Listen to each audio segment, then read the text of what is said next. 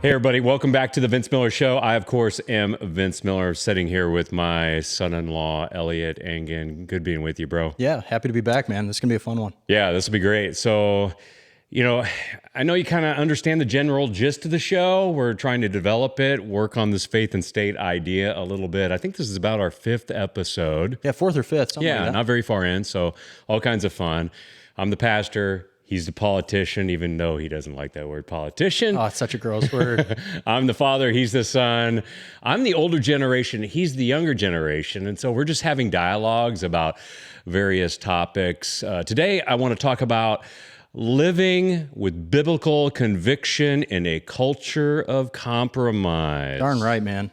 We live in a culture of compromise, I really believe. And I think it's harder and harder to understand how to live with conviction. And Elliott, to be honest with you, just to set up the topic, I think the reason why it's hard is because secularism has really taken over. We are living in a time when the tenets of secularism have decided for us that your truth is your God. Yeah.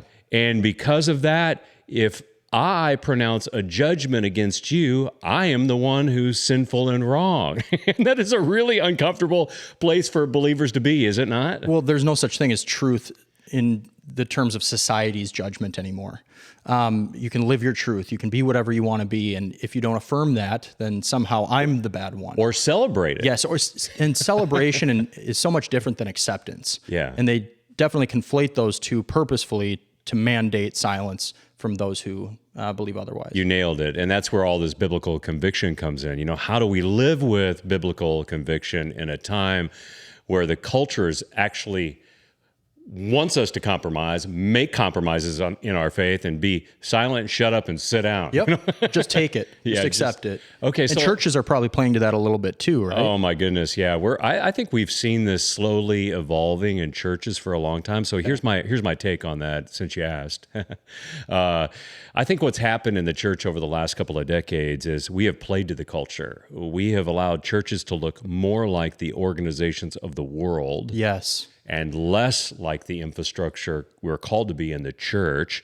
We have then turned church into rock concerts, motivational speeches, get together, feel good, happy moments where we talk on cookie shelf things and don't even mention the gospel. We don't open the Bible. We give them what the world gives them. And when we give them a Tony Robbins talk and a Gary Vaynerchuk talk, and we don't give them the gospel, we don't give them truth, we don't come to worship God, then we've lost the essence of church. You're there to make people feel good, right? Yeah. And give them entertainment. And that's not the crux of what Christ is about. He's about self-improvement and telling people things that they don't want to hear. Yeah, that's right. And society doesn't like doing that anymore. Yeah, exactly. Facts don't care about your feelings, though. There we go. Right. Ben Shapiro. Good. Ben Shapiro. I know. I might as well get your That's right a little there. glass of tears. Right. Darn right. Leftist tears tumbler. We could have that sitting right here next to us. That's right. So anyway, I want you to dialogue with us just a little, share with us. Of course, I think culture, right? Culture is beginning to take over a culture of secularism, and it's getting harder and harder for people like us, men and women that are listening to this right now, to stand on biblical convictions.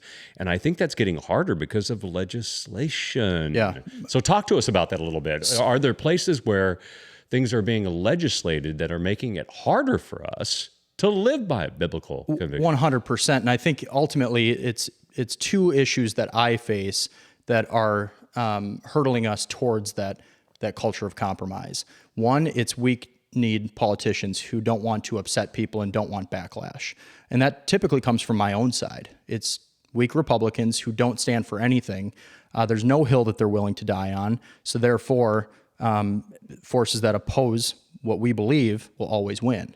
And then second, it's the absolute brutalist activists on the left that are forcing us to adopt their nonsense and call it reality. Mm-hmm. So those are really the two ways, and I could name them all day long because that's been most of my time in the legislature, is fighting that side in both fronts. I think that's really clear, though, for people listening today to understand that there are those two things that you're dealing with all the time.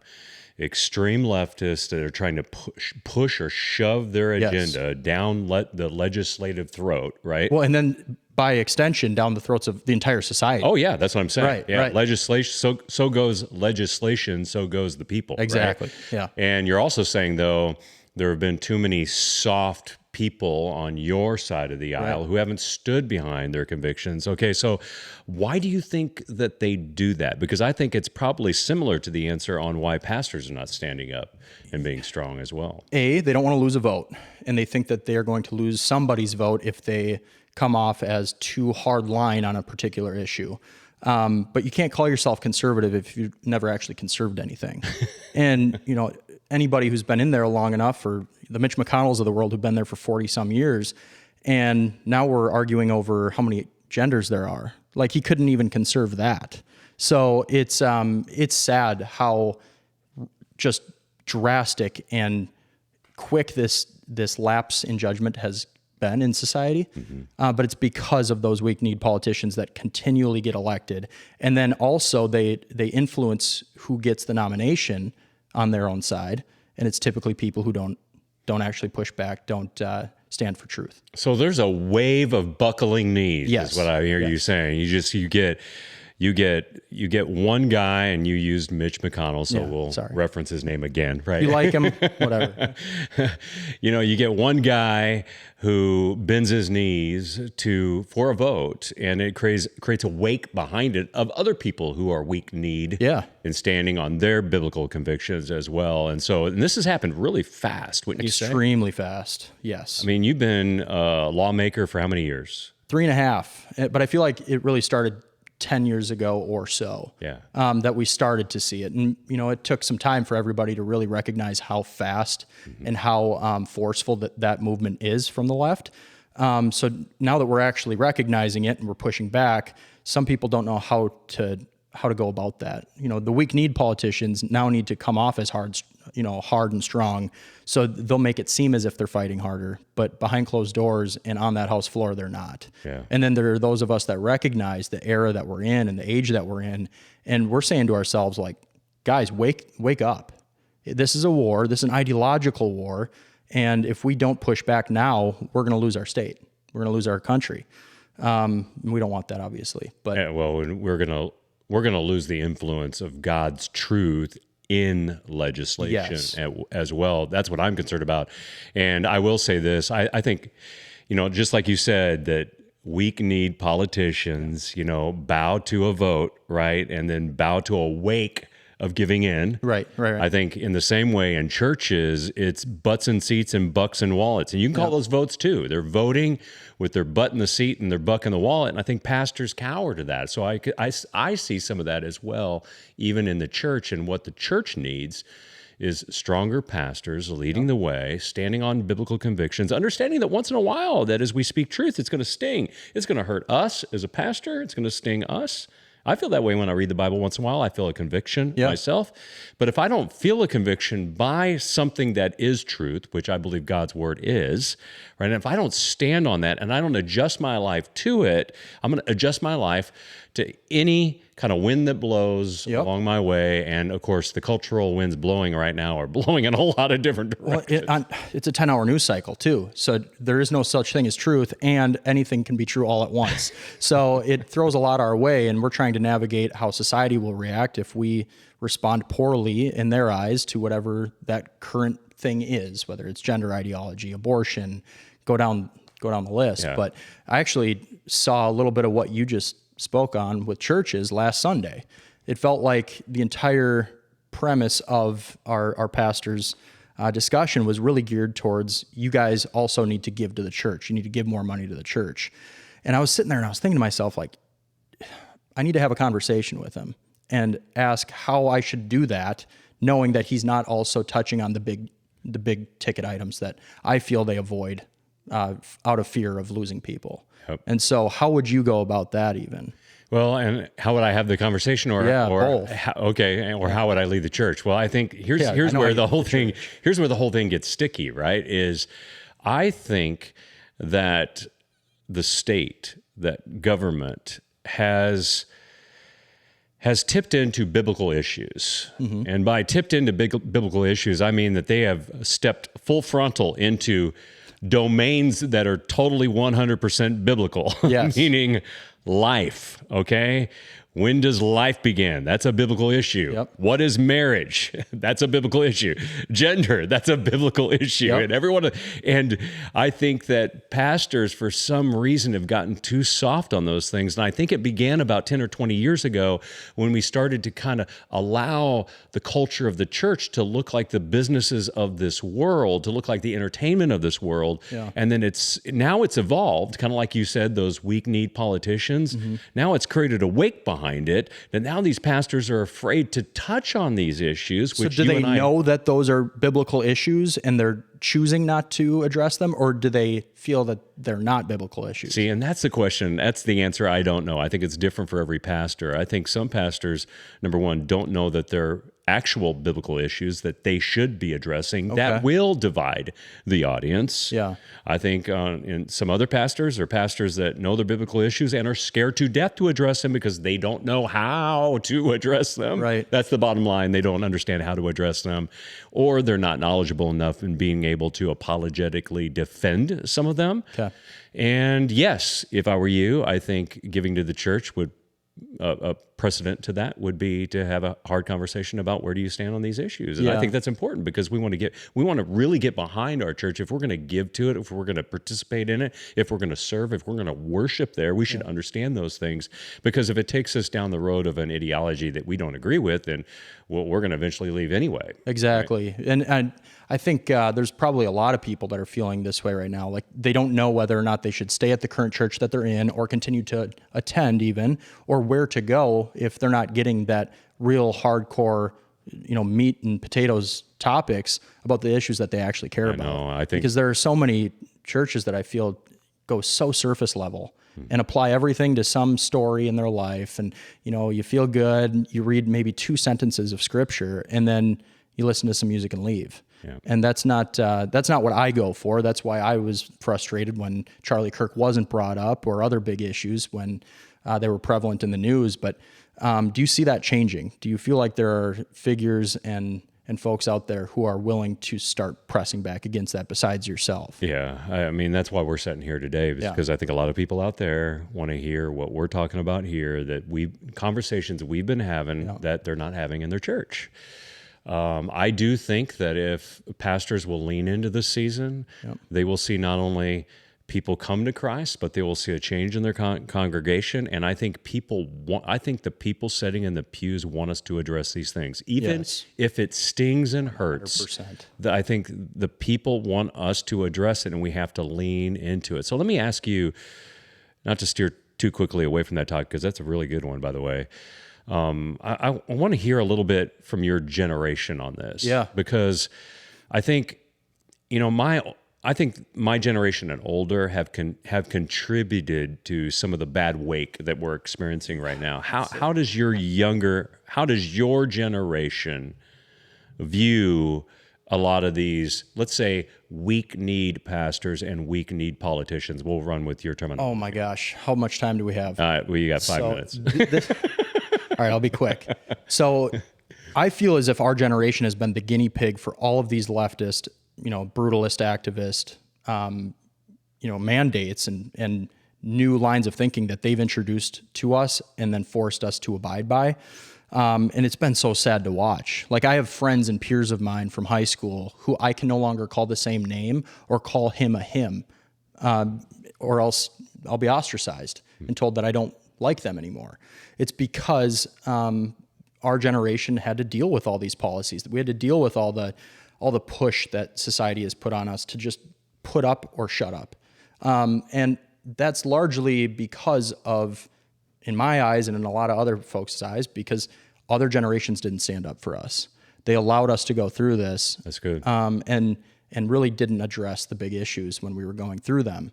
And not to blame them for their silence, but also... I don't hear you bashing. Also, it should have been recognized.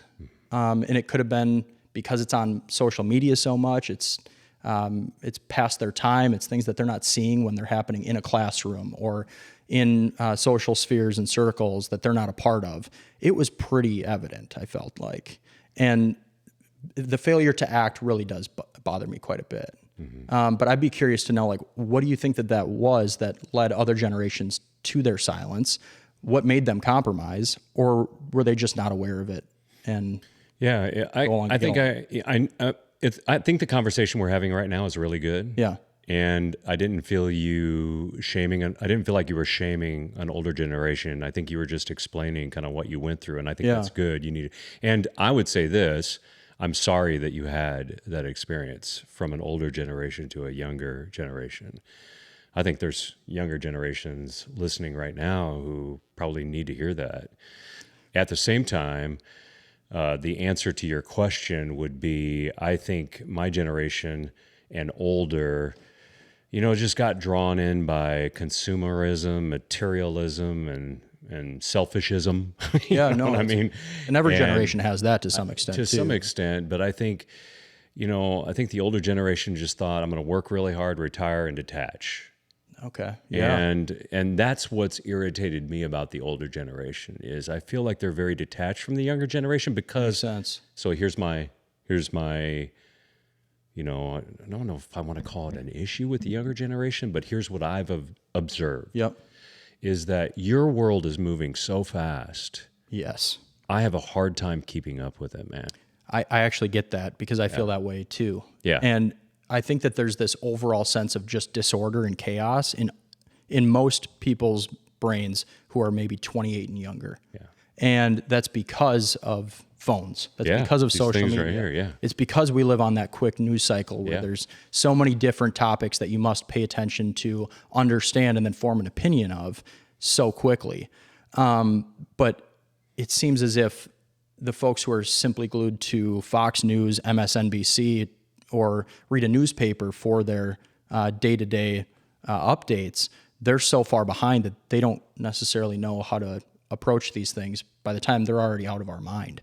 And so that's a cultural difference that it's nobody's fault. It's nothing that can be, cast blame with, but we also need to find a way to get generations older than us that educational information sooner so that they can join our fight. Yeah. Because if it's just that 28 and younger crowd that is fighting it, we might lose because the left they're working as a group from generation to generation, up and down. Yeah. So I appreciate that, and here's why I appreciate that. I felt like there was a time, Elliott, I could keep up and kind of understand socials, understand media, all that kind of stuff, but it's speeding up so fast. Yep. And it's like hard for me to understand X and Facebook and Instagram and YouTube and all these different platforms. There's a new one every week. Oh my goodness, yeah, there's a new one. TikTok, whatever. It's like I'm trying to keep up with all these things and trying to understand these things. And I agree with you. I think there's a faster news cycle on the interweb, out there, way beyond the Google box, way beyond that.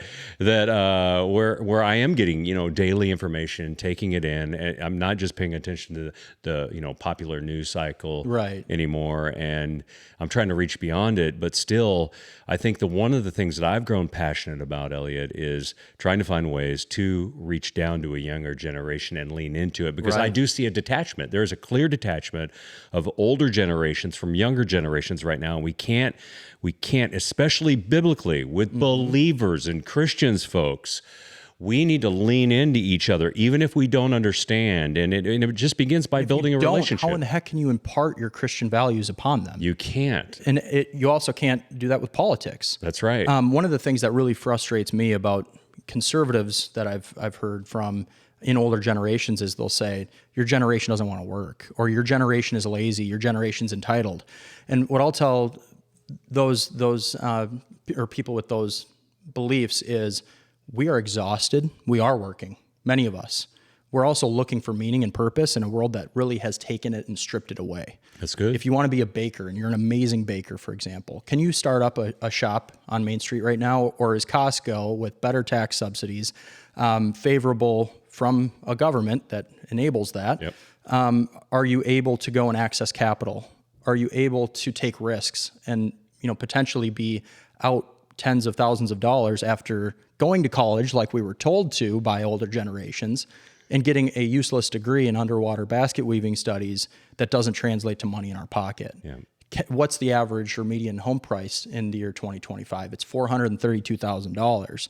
And, I hear from a lot of particularly boomers, sorry boomers if you're listening, but they're like, why don't they have a house? Why aren't they married or having kids? Why aren't they living out that American dream that we have? Well, it's because it's inaccessible to us. Yeah. We don't have the opportunity to go and do those things even when we want to. I know. There's so many kids I know right now your age, and I call you guys kids, but we are kids. It's all right. But so many kids that are still living at home.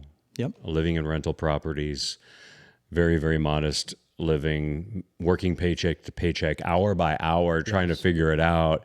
And you're not all playing video games, at home. Some of us are. Those people need to change. And some of them do need to change. But I appreciate you saying this so older generations can hear it, because I just remember, and you've heard me tell the stories. It was my grandfather who stepped in my life that made a difference. And I think there's a lot of grandfathers and grandmothers out there that just need to step into someone's life. Yeah. Just step into their life and impart that biblical knowledge so that people can stand on biblical convictions. But because they're not going to do it if we stay apart from one, our generations are apart from isolated. one another and isolated. Yes. So let's transition into kind of a final little discussion. I want to make all this really pragmatic. We've talked about living with biblical conviction in a state of compromise, right? So I want to talk about our homes. And I know that you're still kind of a newlywed, right? And you have a new child, so you're a new father. Maybe share what you're thinking about right now. What does it mean for you as a father and husband, Elliott, to live with biblical conviction at home and make it really pragmatic? Give us a couple of things that you're doing right now. Not only every night do I pray with Everett before bed as I carry him upstairs, whether Faith's there or not. And some nights she'll carry him up, but I'll make sure to pray even then before she does. That's one practical thing that I can do every day.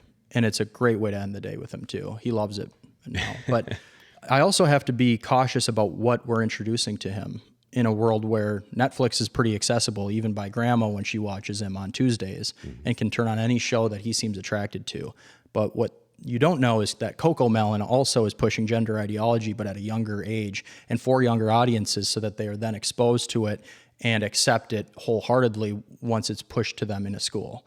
And so I have to monitor which toys he's looking at or playing with. I have to monitor what he's watching on TV. I have to monitor what's showing up on that potential iPad that you hand him when you want him to just kind of settle down and be quiet on a plane. No, we're not raising iPad kids, by the way. I just wanted to preface that. But on a plane, you need it. So you have to start looking for that now, because otherwise, are you going to throw them to a school system that is completely antithetical to your views? I sure as hell am not. So those are ways that I'm practically not compromising with the societal push and hurdle towards insanity that we've all experienced. But I'm sure that's going to change and evolve as he gets older. And I'm sure a lot of listeners have, kids that are older and maybe out of the house, maybe at college. And I would say to those parents, ask them what it is that they're rooted in. Ask them about truth. Question what it is that they believe if they're not still rooted in truth. And if they are, make sure that they know that you're proud of them for having done so and pushing back against that. But I'd be curious from your perspective as, a dad of the past now 2.5 decades, and now a grandfather, where you see that going and where it was for you when you were a father or you were a father. But when the kids were at home. But, right. That's a great question. Thank you for asking it. Yeah. I didn't grow up with a dad around. I grew up with my grandparents. I lived with them till I was about 20, so between the ages of 15 and 20. Then my grandfather died, then he was gone. And so by the time I became a husband and a father, I didn't have parents around that I could turn to. That's tough, man. It was. I had to try to figure it out on my own mostly. And, there were some people that I watched that spoke into my life. That's kind of that's where I started, was paying attention to Christian families, which, by the way, you find in a church. If you're going to a church, right, you can see other Christian families who are further down in life than you are. You mentioned this, by the way, further down in life than you are, that you can model your family after. You can be a part of, we were a part of couples Bible studies for a while, and it kind of helped me to see what other couples were struggling with, and there was that season of life. Right. Then we started having kids, and Faith was the first. We had her in seminary, and all of a sudden it just turned my world upside down. It's like, okay, how am I going to be a father? What does that? While you're look still like? In school too. Yeah, still in school. That's tough. School and working full time. I went to seminary full time and then worked full time, and then walked up the hill 10 miles in the snow, right? So I did all those things at the same time. There's the old guy coming in, Back in my day. Yeah, my horse and buggy, that's right. So and I had to figure out how to do that. And I thought that was hard, but Faith will probably tell you stories of how I used to play worship music when I was putting her to bed, play the guitar to her, or read Bible stories. We didn't have as many temptations as you do today, so it's really good to hear you talk about education, because there's a real problem with education and adults discipling our kids in things of the world intentionally and doing it purposefully when we're not there. That's a huge concern I have today for you. We just kept discipling them. We took them through experiences. We prayed with them on a regular basis. Were there instances in which you saw that starting to erode, or about what time did you see society now interfering in places and aspects of life that should not be interfered with? The biggest moment was during COVID, actually, believe it or not. Yep. Our youngest, Riley, was, 18 years old, and they're watching, they're doing Zoom, and I watched a couple of classes, and I'm like, the teacher is cursing and teaching unbiblical garbage. And Do you remember what it was? I don't remember what it was. You were one of hundreds of thousands of parents awakened that were completely awakened to the real agenda that they had no clue of. Yeah, it was like the Matrix. Yeah, they took the red pill. And once you take it, you can't untake it. You can't untake it. And I think that's what really mobilized a whole lot of people that weren't political beforehand. To start to engage. Yeah, and we need to, that's why we're doing this, folks, is so that you will engage the public arena. Right. We don't have a choice anymore. It is time for Christians to engage our families on a very practical level, but to engage the public arena. If we take ourselves out of the arena is going to get worse. Yeah. We got to stand on our biblical convictions, and that means we got to know them, which is another reason that we're doing this podcast, is so people can understand and know their biblical convictions. They can get back into truth and really dig in. And actually, let's end right there. We have a lot of stuff that we could talk about in regard to this, but this is perfect. Elliott and I, we want you to stand up for your biblical convictions in the marketplace, in government, at work, in your home, at work, everywhere. And you have to learn to stand in the gap for some of these issues. Right. If you don't, like we're studying in Judges right now, you see what happens, okay? So you can follow me in the daily, in the weekly. We're studying through Judges right now. You can see what happens to a nation that forgets. And the people that drew the nation of Israel back to God were heroes that stood on their biblical convictions and did something about it and risked their lives, their families, even the nation at times to fight for what they believed in and stood up for it. So I want to encourage you guys to do that today. With that, don't forget, hit subscribe, turn on those notifications. Like and subscribe. There you go. So, and hey, man, we love you so very much. We'll see you back here next time on a little Faith and State, and live all in for Him who lived all in for you.